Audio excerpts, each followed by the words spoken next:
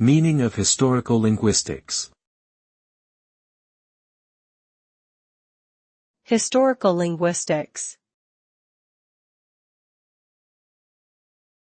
Historical linguistics. Historical linguistics. Historical linguistics. Historical linguistics is the study of how languages change over time. It examines how languages evolve, how they are related to one another, and how they are influenced by social, cultural, and historical factors.